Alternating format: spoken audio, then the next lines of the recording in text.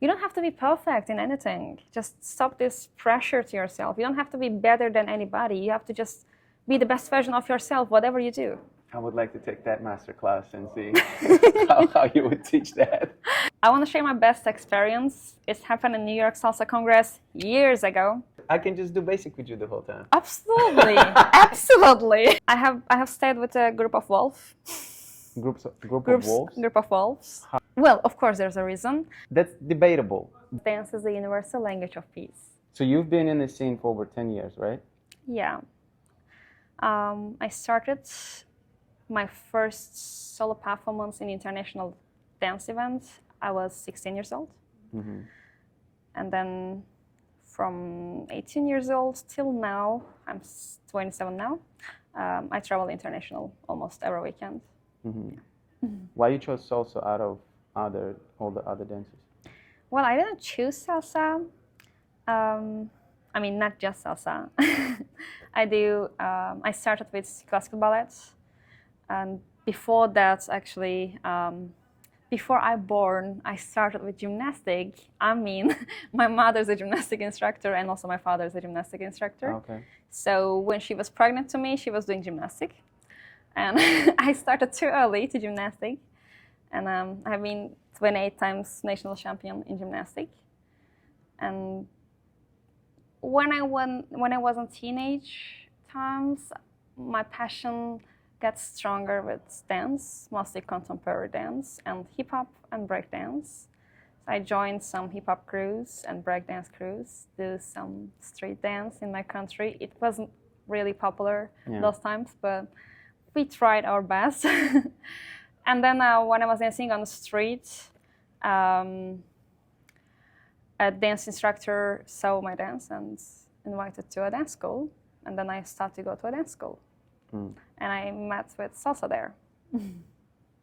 So you incorporate actually a lot of different elements into your dancing.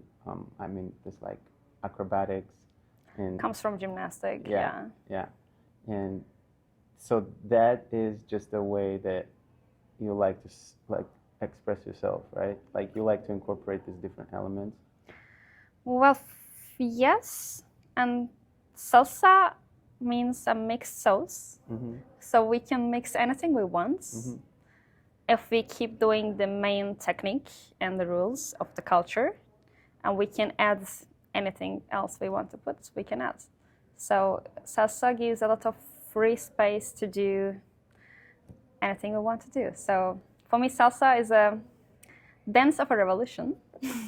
Yeah. That's why I stick more in salsa, but also I'm still doing contemporary ballet, and I'm teaching also contemporary ballet and salsa and bachata. And so when you plan, I think I saw a YouTube video of you speaking with a gentleman from San Francisco, I believe it was, and I think you shared during this video that you do a lot of freestyling.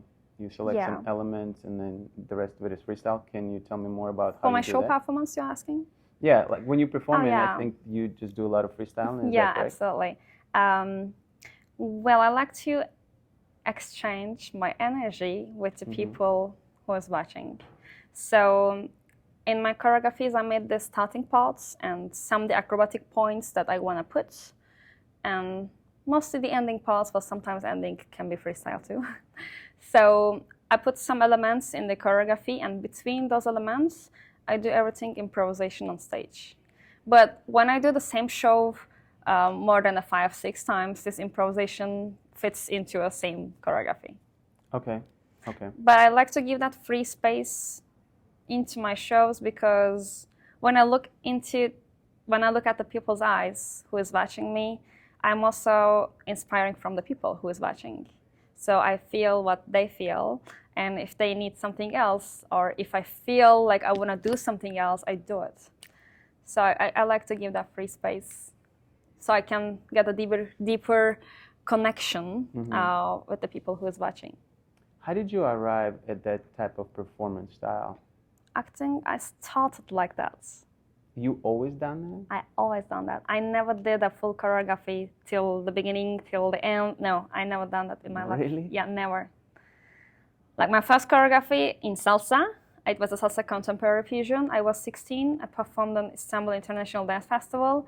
I prepared a whole show just in a week, and so it wasn't finished. So most of the parts was improvisation, and I really like it. My first performance in contemporary dance was full of improvisation from the beginning till the end. I love to do improvisation because I can feel deeper. You know, when you make the choreography, you know what to do, what to feel, even like you're pretending many things. But when you give a space that you can do improvisation, it's a high risk that you can do mistakes. Yeah. But mistakes has the power to find the best version of ourselves. That's what I believe. So I like that mistakes and have to cover up that mistakes. So have you messed up on stage before? Yes, but only I know it. So you didn't mess up very badly. It was just a small mistake. Well, I fall badly, and with very aesthetic and acrobatic moves, I stand up and keep doing the dance, and people think that that fall was the part of the choreography, and this is not a fall, that was part of the crazy acrobatics. But only some people knew who know the gymnastic technique very well. Some people can understand, oh, maybe she fall, but most of the people do not realize it. So, So my mother and father, they are like, my parents are really good at gymnastics, so they saw my mistakes when I fall, but in the end, when I asked to the old professional dancers, like, hey, did you see my fall? People say, no, you did a crazy acrobatic there, but I was just falling there. so you have a benefit of an acrobat and people not knowing if something happens. Yep. Yeah, that's true. That's good. That's good. I like that. And actually, when I fall, I just enjoy, you know. It doesn't mean that you can mess up in anything. In life, on stage, in personal life, in relationship with friends, you can mess up in anything. It doesn't mean that you can make it up. Right. All you have to do is just stand up and find a solution. And same thing for stage. You can fall, but if you fall and leave yourself to the floor and think about, oh my God, what to do, then you are gonna really mess up. But if you just fall and stand up at the same time and covering up with more creativity, then you can enjoy with your mistakes. It's for everything, not just for dance. Yeah, that's a good attitude. I like that. You never froze? So you've never had an instance where, for some reason, whether you messed up or not, you just could not think of the next thing you're going to do? Or you don't think when you perform? I don't need to think, I just feel. So then I'm very curious about that, because conceptually I think I understand what you're saying, but as far as like, you never had the situation where you actually froze? No. Why I froze? I can do mistakes and enjoy with it and stand up and keep going. Okay. Dance is a flow. It's not, there's no stop in dance and there's no stop in life. Everything is flowing every second. So the falling is coming up to another moment. And sometimes when I fall, I create something better. And sometimes when you forgot your choreography, like it's happened also. In the musicality part, it's a new choreography, I forgot it. I start to improvise, and then I like that improvisation in the end when I watch the video and I change my choreography and put the improvisation part as my choreography. So sometimes, you know, when you messed up, this is the best thing, just catch the best part of your mess. That's again, I'm saying, mistakes has the power to find the best version of yourself. Yeah, no, that's beautiful. I like it. I like it. I think for a new dancer, it's kind of difficult to understand. But I do think that this is a very cool approach. It's a very different approach. But obviously, you're doing it, so you're not just saying, like, you're actually living through it. I'm living through it. Yeah, Not only in dance, I'm living through it in everything. Yeah. It's like a life philosophy almost. Yeah, kind of. Yeah, nice. Very cool. What would make a great dance for you? I guess, like, what would it take for you to walk off the dance floor and feel like that was an amazing dance? Okay, when I just free myself totally and have, like, feel also all the energy comes from people, and also open my energy honestly to the people, that's enough for me. I mean, this is not a perfect performance or, oh, I did an amazing job. No. People can think it was amazing, but as an artist, we always know our mistakes, we critique ourselves hardly. And for me, if I get that kind of energy on stage, even if I fall, even if I forget, even if I miss some part of the music, but still, if I get that energy of freedom and expression, then this is perfect for me. So for me, my perfection has so many mistakes inside of it. The way of my perfection is just being 100% honest with myself and with the people. So this is more of a subjective process for you. It's not like you have 3 or 5 factors that you can point to and say, okay, he did this well, or I felt that particular thing. It's all kind of like based on subjectively how you feel at that moment. For me, yes, but like in a competition when I'm judging, what I'm thinking about, how the person, like musicality is important, timing is so important. But for me, the most important part when I watch a dancer as a judge is creativity. Because most of the times I'm watching different persons doing same movements, maybe 40 shows in one night, and I always watch the same show. So I want to see something personal. For me, dance is a universal language of peace. And to give that peace and to have that peace, we have to find our inner peace. And for me, finding our inner peace means being honest with ourselves. And when you be honest with yourself, it is really hard thing. I mean, we can manipulate ourselves too. And most of the times we do it. So when we find all this balance, creativity starts. Otherwise, we are just copying the movements and trying to do better, but the same movements, and we still copy. When the creativity starts, for me, perfection, it starts. It's not about like rules, lines, looking beautiful, sexy, elegant. No, it's not about this. It's about creativity and expression. And everyone needs to feel heard, understood. And I think this is why we are dancing for. So if you want to be heard and understood, why we are pretending on stage? We have to be who we are. For that, we have to discover who we are. It's a long journey. Yeah, it's very interesting. How, as far as like, you seem to be very, what's the word I'm looking for? Like you have a very solid philosophy in the way that you look at things. Did you develop it through dancing, or how did it come about? Well, the way I live always connected with my performance, my dance. So dance is my main language, not the words, because we can manipulate ourselves with our words, but your body language always says the truth. So I started with that way. I didn't practice to develop this philosophy. It was what I think is in my body. It's all connected. It's in my moves. I would like to take that master class and see how you would teach that. I know you're teaching a couple of workshops. Is that going to be in any of them? Yeah, I will be teaching turn techniques tomorrow and body movements with musicality on Saturday. So you're incorporating some of the philosophy into the All of my classes, I teach that, yeah. It's really important for me. I'm looking forward to it. I might have to check out the class and see what this philosophy looks like in practice. Yeah, that's very interesting. So as far as tangible suggestion for a new lead, I've been dancing for less than 2 years. So for me, sometimes I do get intimidated. I'm not afraid to say it. Like, sometimes you come to these events and you have very good dancers, and you maybe have a handful of moves, and you just start getting into your head, right? Yeah. So what's some of the suggestions you would give to new leads like myself in order for them to just have good dance experience? Connect with your partner. Find a deeper connection with your partner. No matter how many moves you do, no matter you miss the music, you do mistakes, actually you enjoy more when you do mistakes, honestly.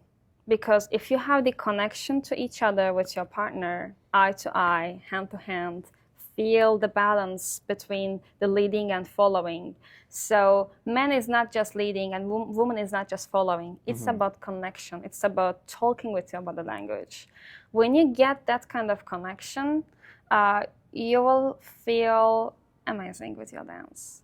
So this is the first thing I want to tell to people. If you're starting to dance, forget about who is watching you, forget about how good they are dancing around you. Just feel your partner and make a deeper connection and conversation with your body language.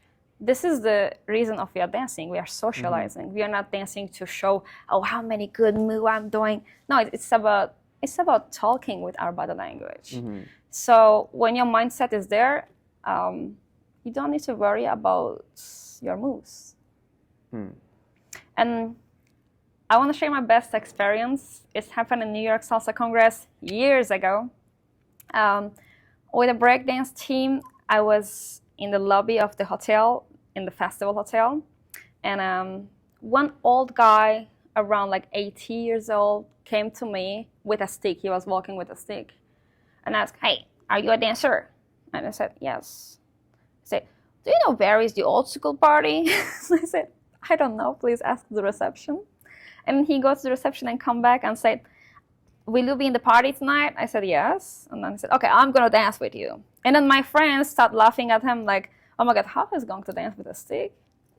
And in the party, a very advanced level dancer asked me to dance. I had one of my worst dance in my life because I stopped him like a few times to tell him, look at me and please smile, you know, because he was watching the other people to charm them. So I was like, oh my God, all these crazy moves, like why we are doing that much difficult combination in social dance? And there is no connection with my partner. I stopped the dance and then I learned he is a very popular Broadway dancer. I stopped the dance in the middle of the song and I just left him. I feel so bad. And after that, another famous name asked me to dance. And then everyone were watching us and the cameras were recording us. All the light was on us. And then that guy, the Broadway guy, came to me and, oh, I'm so sorry. I didn't know that you are Ezgi Zaman. And I told him, I am nobody. Like, I'm equal with every other woman in here and you have to respect and dance same. And then he asked me to dance again. I told him no. Ask to the most beginner person and learn to behave good. And then he went. And after him, that guy with a stick, that old guy, came to me. After one song, I asked him to dance again. Still, it is the best dance of my life, that old guy. This is the best dance of my life because we were doing some basic stuff, but we were enjoying, just having fun. Just like with this old guy, I had an amazing connection because he cares about the woman. He knows the culture. This is the culture. Now, everything is getting so superficial with technology and this capitalist system pushing us into it. And dance is also following this superficial life that we are trying to show ourselves. We're trying to be enough for other people, being seen, being, more popular. Like, this is important. But the important thing is just being nobody. Just express yourself and feel your partner. Then you will have the real peace and enjoy. What the 85-year-old guy did exactly to connect? Look into my eyes. Find the correct energy. Like, dance is about, everything is about energy.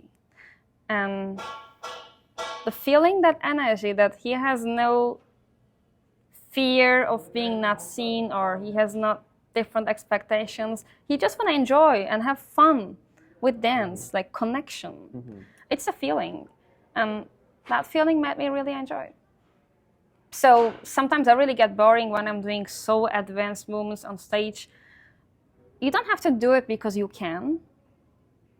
You have to do it when music asks to you and when your connection with your partner is good enough for it. I mean, we shouldn't do difficult moves to show ourselves. we can just stay in basics in social dance and keep socialized. So I think the new generation is forgetting what is basic because there are so many competitions. So we are mixing up what is a competition dance, what is a social dance. There's a big difference between it. Right. For social dance, we just have to socialize. Yeah. It is not a dance marathon that you're not running for it. We have to just enjoy. You are not the first person who said that, actually. I know. Like most of the international artists think the same way because we are suffering from it. Yeah. So good. I can just do basic with you the whole time. Absolutely. Absolutely. That's okay. That's great. Perfect. So we are doing basics tonight. Yeah. There's a live concert. Perfect. Okay, that's good. Perfect. It's basic. Maybe one right turn or something.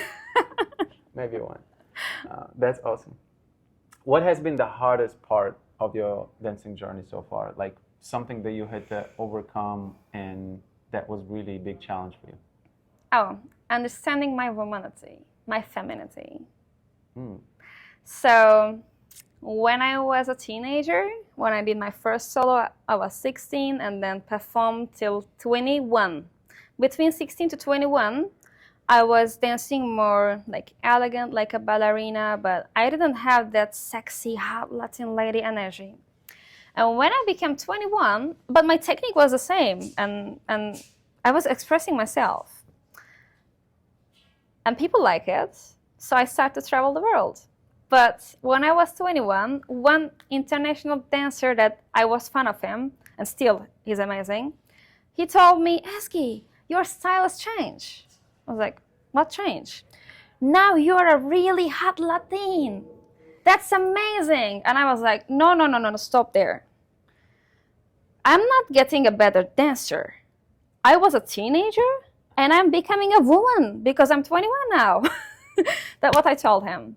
And I'm sure he didn't understand anything about what I said. And then from 21 to 24, my dance style became more sexy because I was understanding my female energy naturally. Like, it's what we have to do. And after 24, I don't need to express my female energy anymore because, you know, I know when to express, I know how to express, but I'm human first. So after 24, more human style for me started. So depends of the choreography, depends of the feeling I have. I can get super feminine or masculine or energetic or powerful or weak or sensitive or I can cry with my dance or I can make people cry with my dance. It's not just about having fun or looking beautiful and sexy. So people have millions of different feelings and we have to be allowed to express it with our body language. So when it's a woman in salsa scene, in Latin dance scene, it doesn't mean that you have to be sexy, feminine, pretty, cute, and plus do not express your true opinions too much and don't be too powerful. It can bother other people. So all these rules that we are stuck in was my biggest challenge. I mean, I wasn't part of this challenge, but people were criticizing me with that. And then I just ignore it and find myself. So that was the biggest challenge, understanding my womanity. Now you're doing dancing full-time, is that correct? That's your main career? Yes. You don't have another profession or like... No. Dance is my life. Okay. What it's like to be a full-time professional dancer? Like, what's some of the good things? What's some of the things that maybe you don't like as much? Well, the good things is traveling the world. It was my dream, my childhood dream, and now I'm making it happen. And seeing different cultures, different people, it teaches me a lot of things. So this is the best part. The bad things is, first of all, jet lag. Yeah, you're feeling it right now, like, right? In my country right now, it's like a midnight. Everyone is sleeping. And here, we will go to a salsa party after 5 hours, maybe. So this jet lag is killing me. And like health issues because of long travels. And the food is changed all the time. So as a dancer, we have to take care of our body. And I'm a vegetarian. so I cannot eat everything and everywhere. Also, that pushing me a little bit hard. This is the worst things. And missing my family when I have a long travels, because family is really important. Also, my cat, I'm missing her. So these are the bad things. With the dietary things, how do you solve that? I carry some nuts, some stuff with me. And when I come to the other countries, I'm going to organic markets to buy some healthy things. And also I write to every organizer about my diet issue, so they make a good food for me. So they prepare before I come there. This is how I'm dealing with it. Yeah, that's a lot, right? Yeah. And I know, I can't even imagine actually travel as much and seeing so many places and so many cities. Have you come across a place that just blown you away, that you felt like you didn't expect it, but you were surprised how amazing the place was? I think I'm not surprising that much anymore, but well, I expect everything. Everywhere I go, I expect everything. This is my mindset, so I don't feel really blow up. For me, in Latin America, Medellin festival that I have been, and this year I will go again. In that festival, I talk with some shamans from Amazon forests.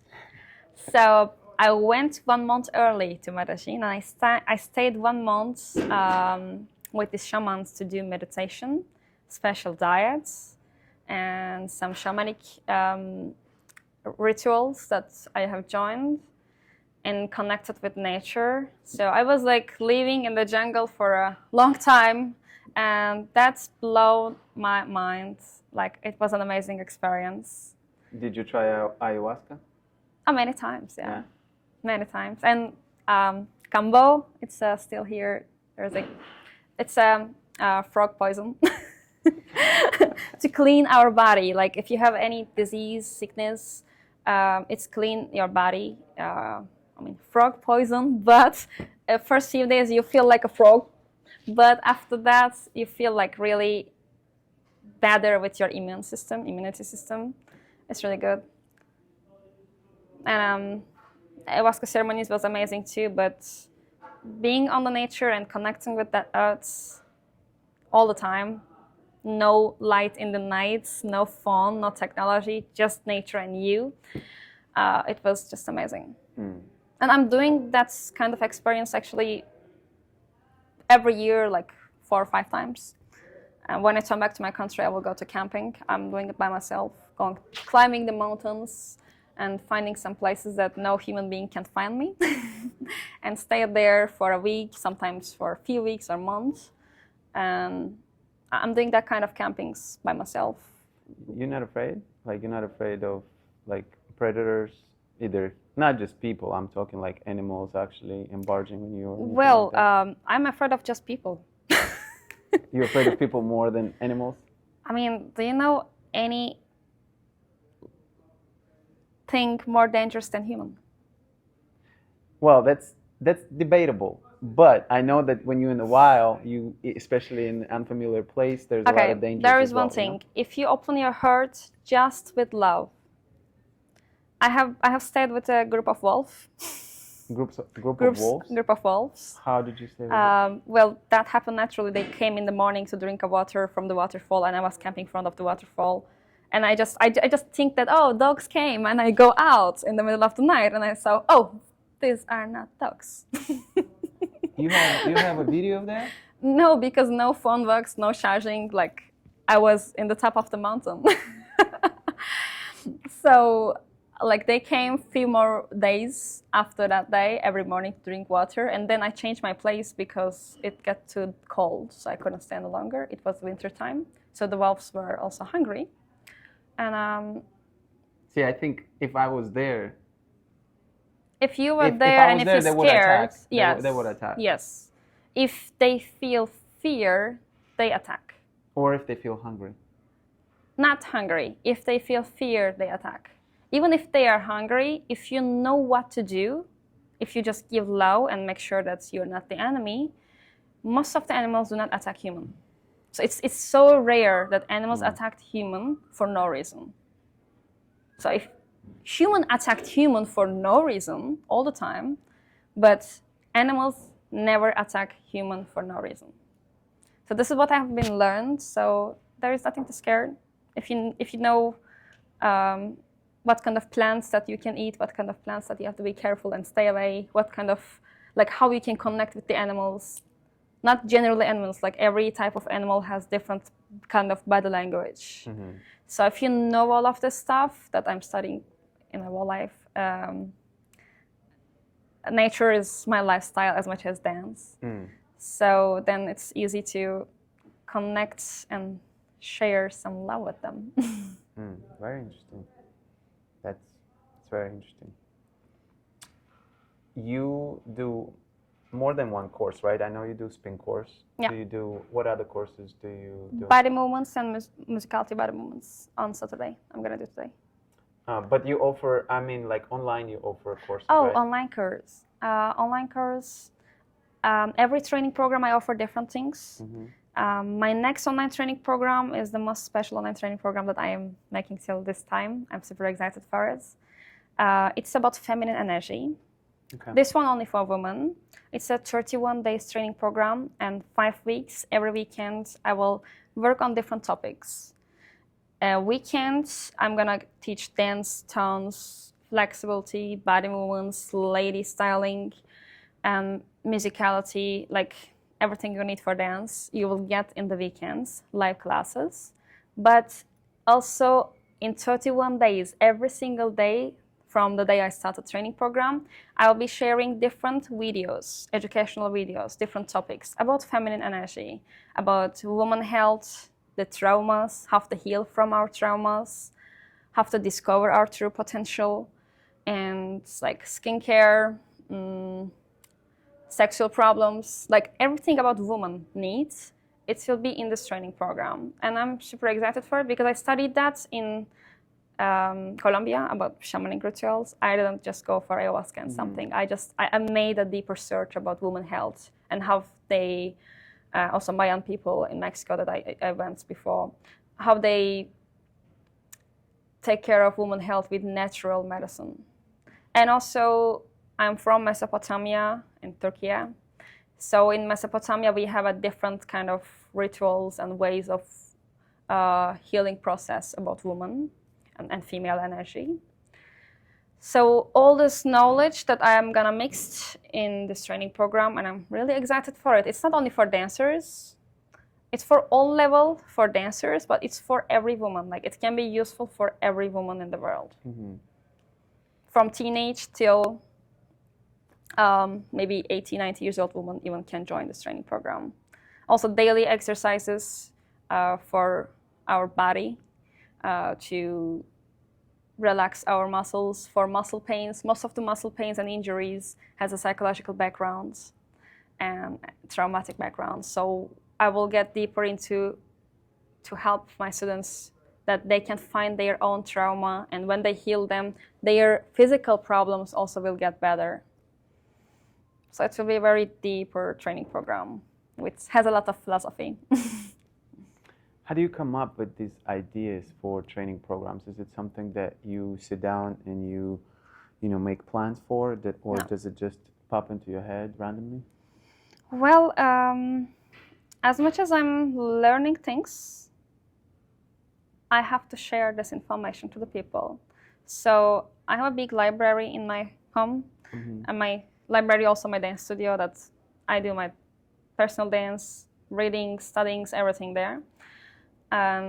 That personal space, staying alone there, not alone with my cats, is inspiring me a lot. And when I travel, meet with different cultures, I meet with a lot of different women, has different traumas, different physical problems. And when I think about all together, woman problem and woman health issues are same in all over the world. And that's just come to my mind. Maybe in the camping times. Oh, by the way, I create most of my choreographies in the jungle or the top of the mountains. Is there a reason for it? No, just, well, of course there's a reason. When you have nothing to do, like you don't have phone, you don't have technology, there is nothing distracting you, your mind getting more creative. Okay. So I recommend to the artist people, be lazy. No, don't work hard. Working hard is not going to get inspired. Be lazy. Give enough time to your mind to relax and not thinking anything. When you think nothing, creativity comes. Because when we focus on something, one part of our mind works. But when we not thinking about anything, all of our minds, electrics, start to work. So then creativity starts. This is how people can create something unique. I mean, some people doing it with a lot of hard work, but my way is giving enough space and time to myself to do nothing, and then start to create something. And mostly when I'm climbing the mountain, or hiking on the forest, or camping in the middle of the jungle, I have a lot of time just to do meditation and relax. And nobody cannot contact me. My phone is not working. So all the creativity comes. And new choreographies is just coming up. And this weekend, I'm going to do one of my choreography. Well, actually, this weekend I have 2 shows, and both shows created in the jungle. Wow, Yeah. That's amazing. And I'm doing it not physically, like created it in my mind first. And then I open the music, and my body directly does it. And your name means melody time? Yes.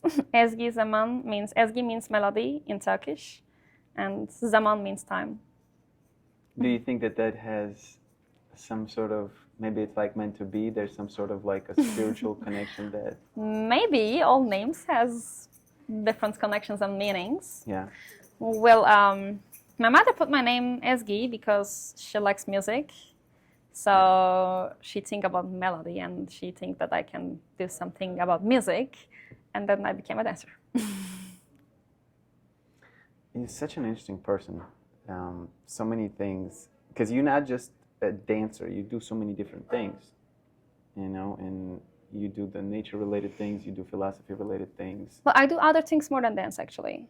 Dance is my language that I speak with my body, and it's my job that I make money from it. But everything else inspiring my dance. So my creativity comes out with dance because I'm doing other stuff. Such an interesting approach. Yeah, it's like you have this holistic thing that just fits in one into another, right? I know you talked about connection, and I know we're probably getting tight on time. So last thing, I know you talked about connection and how important it is between dancers. Is there any technical things that you notice among dancers, especially maybe, beginner to intermediate level? Give me your hands. Okay. Pull a little bit. And try to find balance with your pull. It's too much. Too much. Just find balance. Keep. Less pull. Yes. Now we are in balance. Now we can move together. Okay. This is the first tip I can give to the people. Don't pull too much. Okay. Don't push too much. Just find the balance between. Trust each other and walk together. Close your eyes. Okay. This is the first practice that I can give. Okay, cool. So that's a good advice. Yeah. So that's like literally work on that. Well, learn to trust your partner. Close your eyes, or you put bands on your eyes, and walk just with connection. Just put your hand, give me your hand. Just find that connection. Find that connection. Press, and I'm pressing the same, equal power. Not too much. Equal power. Find the equal power. Now we are in balance. Now the connection will start. So this is how we can start the connection. The deeper connection starts with that. Okay. So you would say that becomes, obviously, it from what I understand, like that's more important than anything else. But for somebody who is having a hard time grasping that, Is there technically anything else that you would highlight that would be important, or you think everything just stems from the connection? Everything starts with connection. And then take more classes from different artists. Not take a class only from the same instructor. Take classes from different instructors, learn different mentalities. I mean, sometimes the instructor says totally opposite things, but you are the one have to choose which is fits you better, or you will have to choose between two opposite things, you know? So you will find your way, but take different classes from different instructors. And I have to say, I don't take any classes in my life. I just learn in social. Really? Yeah. I mean, I have joined few classes. I was 14 and 15 years old. I have joined few classes, but I really get boring because my first instructor told me in the class, ladies, let the man lead you first time in your life. And I was doing breakdance, and I was just learning about feminism these years. So I said, no, I'm a feminist. I just went out to the class. And I didn't take any other salsa class. Actually, this is a funny story. I was 14, by the way. So I didn't take any class, but I watch classes, and I did social dance. This is how I learn. And then bring all the philosophy and the classes and the other opinions from other dancers, get together and find in one place. And also I recommend everybody who is dancing salsa, read the history of Cuba. I'm not talking about dance and music history, I'm talking about history of Cuba. Like everything, the political, social people, like the people's life, history about Cuba, how Cuba became to that position. Because when you understand the politics of Cuba, from the colonialism time, before the colonialism time, then colonialism time, and then the socialism time, and then the embargoes made to Cuba, that's in a really difficult situation. So read all the things to understand how dance came to that position. Because of the colonialism, Latin culture meet with African culture. Because of the colonialism, they meet with flamenco too, because Spanish came to Cuba. So because of the colonialism, also they meet with Western music. So all like classical music in salsa, you can see classical music, you can see African music, you can see the main Latin American music, everything mixed in salsa. So first, please read about history of Cuba. This is the first thing I recommend everybody. And there are so many good documentaries about the roots of salsa, the rhythm of the roots. This is the name of the documentary. I recommend everybody to watch this documentary. It's the 3 parts of this documentary on YouTube, the roots of the rhythm in Cuba. So what you are doing, please don't do it just as a movement. Understand the reason of the movements and how this music and dance came to today's dance style. I think this is so important. This is more important than how many beautiful combination you do and how many good poses you do and dance fast and energetic. No, these are superficial things. You're gonna be aging, and all these things is gonna be loose. It's not gonna stay there. But what is stay there is what you learn about history, because history means future. This is my recommendation, everybody, to learn about history of Cuba. It's the meaning behind the dance. Yeah, absolutely. Like everybody doing Afro movements in salsa romantica. You know, the movement has reason. And like if you can put some contemporary style or some zouk turns into salsa, zouk come from Brazil, it's not from Cuba. But we are putting it inside of it. So how it come to there? How jazz rhythm came to African music, you know? So all these things are really important. I recommend to read and watch the documentaries. Is really important. That's inspired me a lot. I'm looking forward to doing some of that. Maybe I can get with you and you can share some of the resources as well. Yeah, of course. That'd be great. But yeah, That makes a lot of sense, and I agree. And again, you're not the first person who said that, by the way. Yeah, of course. Like, No, but I other people love, say that it's important. but I love the way that you perceive it and the way that you explain it, because there's so much more to it than just dance, right? Absolutely. I mean, your hobby don't need to be your profession. I mean, you don't have to be perfect in dance. You can be an engineer and just enjoy with salsa, you know? You don't have to be perfect in anything. Just stop this pressure to yourself. You don't have to be better than anybody. You have to just be the best version of yourself, whatever you do. This is the main point. For sure. Well, anything else you would like to add in closing? I can talk to you all day, but I know you have other responsibilities. Yeah, I have one more interview today. Yes. So I want to be respectful of your time. Is there anything else in closing that you would like to add? Well, I want to say, please dance to find your inner peace, because dance is the universal language of peace. And discovering yourself is the most important thing, I believe, discovering your true potential. And dance, if you make dance as your language, dance can be very helpful for you to discover your true potential. So use dance not as a goal, just use dance as a road to experience. Well said. Thank you so much. My pleasure. Thank you Appreciate so it. much for inviting me. Thank you.